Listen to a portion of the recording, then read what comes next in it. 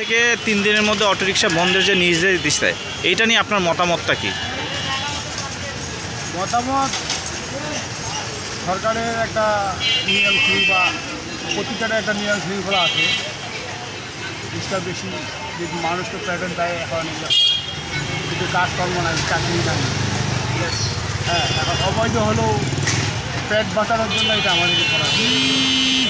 আর এটা করার জন্য কিছু দেশ বা সমাজ মেনটেন করে এরাই মূলত দায়ী আমার মনে হয়।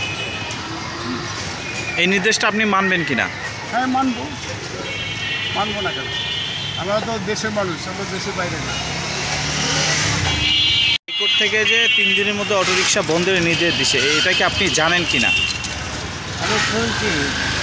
আপনার মতামতটা কি? এখন আপনি মানুষের মুখেই শুনছি, মানুষ বলতে পারছি, কিন্তু যারা রিক্সা চালায় তারা তো সাধারণ মানুষ, গরিব মানুষ, মালটা গাড়িটা আপনি কিনছেন, আপনি অবৈধ হবেন। আমি বেচলাম মাল, আমি বৈধ। গাছের ঘোড়া না কাটি যদি আগাল কাটেন তাহলে কোনো দিনের সমস্যা সমাধান হবে না। এটাকে সমাধান করতে গেলে গাছের গোড়া কাটতে হবে। এই মালটা আসে কোথাও ইনপুট করে কারা, তাদেরকে একে ধরেন। যারা ব্যবসা করতেছে কোটি কোটি টাকার মাল নিয়ে, তাদেরকে তো কিছু করতে পারবেন না। আমি কিনলাম, গরিব মানুষ, আমার তো হয়ে গেলো অবৈধ, কিন্তু মালটা আনলো কে আর ব্যবসা করতেছে কে? হ্যাঁ, আপনারা এটা নিয়ে রিপোর্ট করেন। এই নির্দেশটা আপনি মানবেন কিনা? 10 জন মারলে তো আমাকেও মারতো, আমি যে একাই তা তো না। 10 জন মারলে আমিও বলি।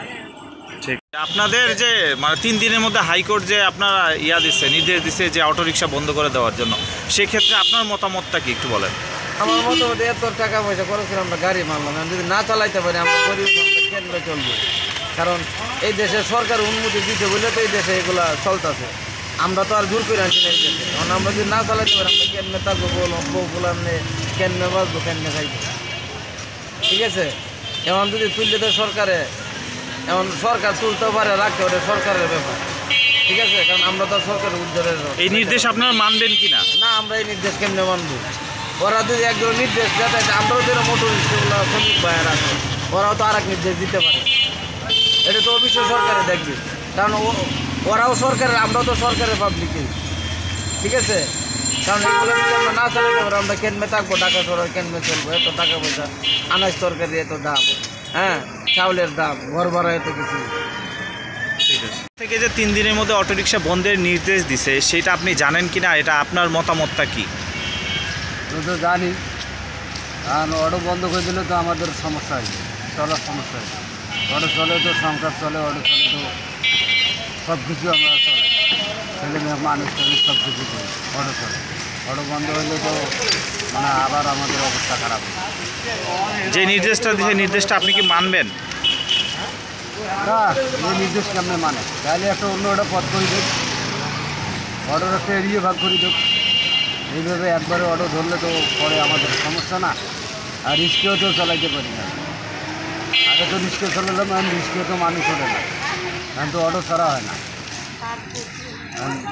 কথা হলে যে আর কি এই যে 3 দিনের মধ্যে অটোরিকশা বন্ধের নির্দেশ দিছে এই বিষয়ে আপনার মতামতটা কি?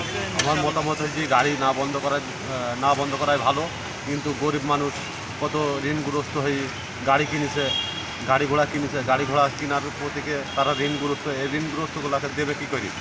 মানুষ হয়তো শারীরিক সমস্যার জন্য মানুষ গাড়ি চালায়, এগুলোর সমস্যা বন্ধ করে দিলে এইসব মানুষের বিপদ হবে, বিপদ সংকেত। এসব মানুষ চলবে কী করে? এসব মানুষের চলার গাই বাঁধা বিশাল। আমরা পেটে খেতে পারবো না, আমরা কি করে চলবো বলেন? এগুলো বন্ধ করা আমরা চাই না। আচ্ছা, নির্দেশটা আপনারা মানবেন কিনা? নির্দেশ আমরা মানবো কী করে? আমাদের পেট চলবে কেমন? আমাদের পেট না চললে আমরা নির্দেশ মানবো কেমন?